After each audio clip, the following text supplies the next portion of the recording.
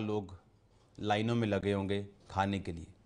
और मैं आपसे फिर कह रहा हूं कि ये जो लाइनों में आप देख रहे हो ये एक ट्रेलर है।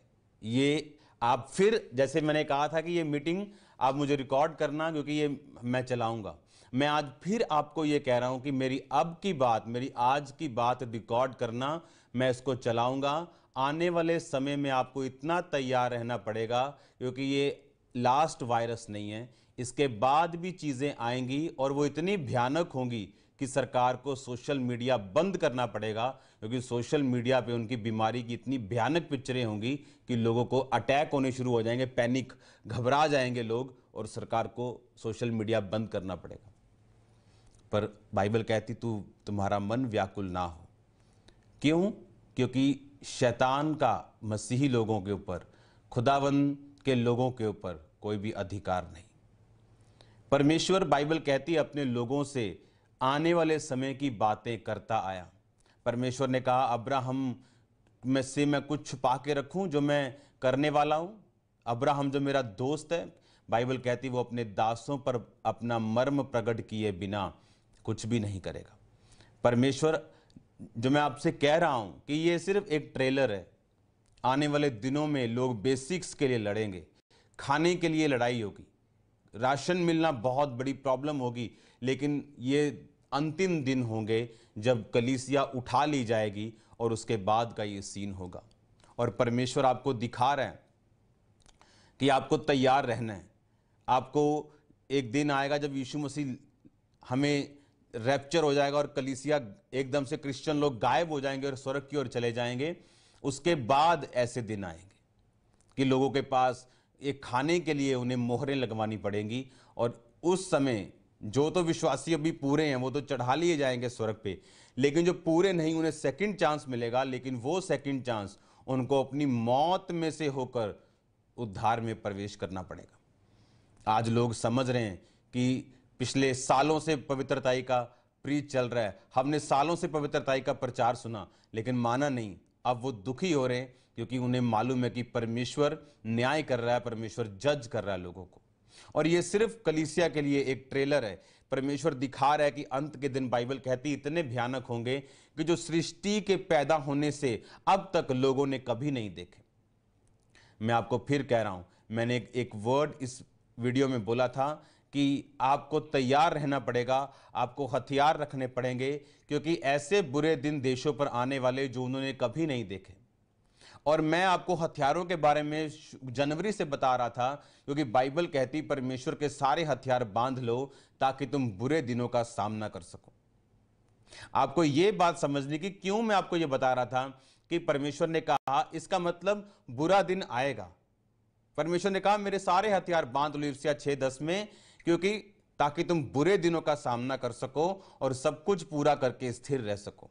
याद रखो, आज परीक्षाओं के दिन हो सकते हैं, लेकिन मसीही लोगों को इस परीक्षा में घबराना नहीं, क्योंकि मेरा परमेश्वर आपके साथ खड़ा रहेगा। डिवाइन हेल्पर्स आपके साथ खड़े रहेंगे।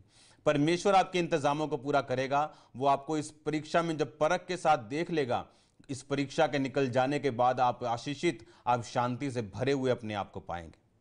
एक बात को याद रखो, ये तैयारी चल रही है परमेश्वर के आने की, अंत के दिनों की तैयारी है। परमेश्वर अपनी कलीसिया को तैयार कर रहा है और दिखा रहा है कि देखो ये ट्रेलर, 21 दिनों में तुम्हारा ये हाल, अभी 21 दिन भी पूरे नहीं हुए। सोचो अगर ये सदा की चीज हो जाए, कलीसिया के जी उठने के बाद, जब कलीसिया रैप्चर में चली जाएगी और स्वर्ग में चली जाएगी और उसके बाद शैतान का नीचे उसको पावर दी जाएगी, सोचो उन दिनों में क्या हाल होगा। जो लोग जिन्होंने तौबा नहीं की होगी और परमेश्वर के साथ वो जीवित नहीं उठाए जाएंगे। सोचो जो लोग रह जाएंगे उनको फिर मालूम होगा कि हमें तौबा करनी है, लेकिन बाइबल कहती है उस तौबा के लिए उन्हें बड़े बड़े मूल्य अदा करने पड़ेंगे, अपनी जान की कीमत तक देनी पड़ेगी। और जो लोग हार जाएंगे, शैतान के सामने घुटना टेक देंगे और दुष्ट के सामने झुक जाएंगे, उन्हीं को खाना मिलेगा। यह टाइम कलीसिया के तैयार रहने का, मैं फिर कह रहा हूं, यह टाइम यीशु मसीह के आने का है, कलीसिया के तैयार रहने का। और मैं कह रहा हूं फिर आपसे कि आपको, जब अगर आप तैयार हो तो आप किसी वायरस से डरोगे नहीं, क्योंकि यह आपको नरक में नहीं भेज सकता। और बाइबल कहती, अपनी समझ का सहारा ना लेना, वरन संपूर्ण मन से यहोवा पर भरोसा रखना, उसी को स्मरण करके सब काम करना, वो तेरे लिए सीधा मार्ग निकालेगा। अपनी दृष्टि में बुद्धिमान ना होना, यहोवा का भय मानना, बुराई से अलग रहना, इस कारण तेरा तेरा शरीर भला चंगा और तेरी हड्डियां पुष्ट रहेंगी।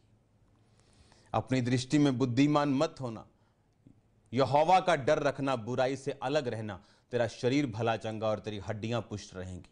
यह वचन आपके लिए हथियार है, यह वचन आपके लिए दवाई है, यह वचन आपको सुरक्षित रखेगा यीशु मसीह के नाम में। वो आपको शर्मिंदा नहीं होने देगा, आपके बच्चों को शर्मिंदा नहीं होने देगा, वो आपकी सुरक्षा रखेगा अगर आप इस वचनों का अंगीकार करेंगे।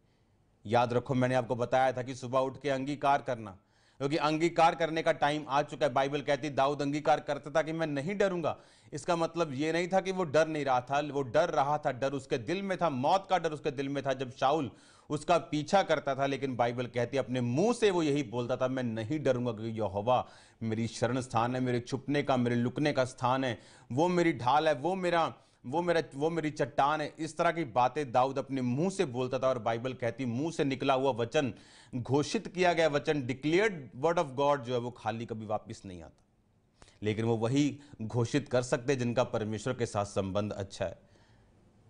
वो घोषित नहीं कर सकते जो व्यभिचार में, उनको मालूम है व्यभिचार में उनको तौबा की जरूरत है। घोषित किया वचन उनकी जिंदगी में काम नहीं करेगा। मसीह की फ्रेंड्स, हम लोग जो आज प्रार्थना निवेदनों में लगे हुए हैं, प्रभु आप सबके लिए मार्ग खोल रहा है और आपको वो चीज बहुत जल्दी नजर आने लग जाएगी।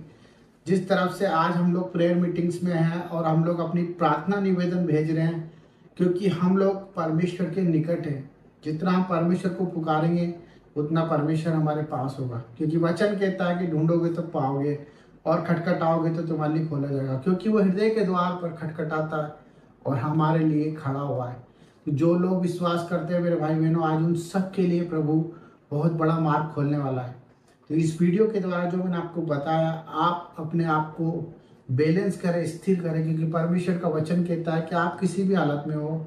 मेरे फ्रेंड्स, मैं जानता हूँ मेरे भाइयों कि हम लोग प्रभु को जानने के बाद बहुत परेशानियों में जाते हैं, क्योंकि हमारे अंदर कटनी होती है, हमारे अंदर बहुत सारी बुराइयां होती है, हमारी फैमिली के अंदर हमें बहुत सारी अनएक्सपेक्टेड चीज़ें देखनी पड़ती है और वही चीज़ हमारे को बहुत कुछ टॉर्चर दे जाती है और हमारी मेंटल हेल्थ बिगड़ जाती है। हमारी ऑल ओवर जो भी हमारे टारगेट्स होते हैं वो सब कुछ हमारे टारगेट्स हट जाते हैं। तो मैं आप सबके लिए प्रार्थना करना चाहता हूँ और आप सबसे निवेदन करता हूँ कि जिस तरह से आप प्यार दे रहे हैं, देते रहें, और परमेश्वर आप सबके लिए एक सहायक भेज रहा है। आप विश्वास करें, इसी रात, इसी समय, इसी पल में आप अपने उस सहायक को महसूस करेंगे। अगर आप परमेश्वर पे बिलीव करते हैं, आपको कहीं भी किसी भी चीज़ पे भय खाने की ज़रूरत नहीं है। परिस्थिति कैसी भी हो, चाहे हम लोग मर भी जाएं, परंतु परमेश्वर की नज़रों में, और परमेश्वर हमें जिंदा भी कर सकता है, क्योंकि उसका वचन यही कहता है कि जितनों ने विश्वास किया उन्होंने उद्धार पाया। क्योंकि परमेश्वर हमारे लिए यीशु मसीह को भेजता है और उसने हमारे लिए ये सब कुछ रचा है। उसने एक रिश्ता हमसे कायम करा है कि हम इस समय में वचन को अपनी तलवार बनाए। वचन हमारी जिंदगी को बचा सकता है। आज आप बीमारियों में हैं, आज आप परेशानियों में हैं, और आज आप कर्ज में हैं, रोग में हैं, कर्जों में हैं, परेशानियों में हैं। ये सब चीज़ों का कारण हमारे हालात हैं जो कि हमसे दूर है। हमारे हालात, हम जो चाहते हैं वो मार्ग पर नहीं चल पाते, क्योंकि परमेश्वर जब तक आपसे दूर रहेगा, आप उसे पुकारें, आप बहुत सारी चीज़ों में उलझ जाएंगे। आपका काम सिर्फ उसे पुकारना है, प्रार्थना करते रहे, नित्य प्रार्थना करते रहे, प्रतिदिन सुबह शाम दिन रात मन से प्रभु को याद करते रहे, वचन के अनुसार जीवन जिए और परमेश्वर के न्याय का वक्त करें, इंतज़ार करें, उस वक्त का इंतज़ार करें जो उसने हमारे लिए निर्धारित किया है। क्योंकि वचन यही कहता है कि जो स्थिर रहेगा वो परमेश्वर का कहलाएगा, और जो अंत तक धीरज धरेगा वो परमेश्वर के मुकुट को अपने जीवन में धार पाएगा। तो मेरे भाई बहनों, हम आप सबके लिए प्रार्थना करते हैं और परमेश्वर आप सबको शांति दे। तो सबको जय मसीह की। God bless you. हालेलुया। पिता परमेश्वर, हम सब भाई बहनों के लिए प्रार्थना करते हैं। जो लोग कमेंट बॉक्स में प्रार्थना करते हैं, पिता जिनकी जैसी परेशानी प्रभु आप देख रहे हैं, और आपका मैसेज और उनकी बात प्रभु आप तक जाए। मेरे प्यारे पिता, मेरा उद्देश्य यही है कि जो आज आपके द्वारा चुने गए हैं वो सब चीज़ सुरक्षित और सुरक्षित जीवन जिए मेरे पिता परमेश्वर। उनके जीवन में बाहर आ जाए, आनंद से भर जाए, बीमारी उनके आसपास ना हो प्रभु, और उनके जीवन में तेरी उमंग और आस हो, बीमारियां छोटी हो जाए और ज़िंदगी तेरे नाम से खुशहाल हो जाए प्रभु।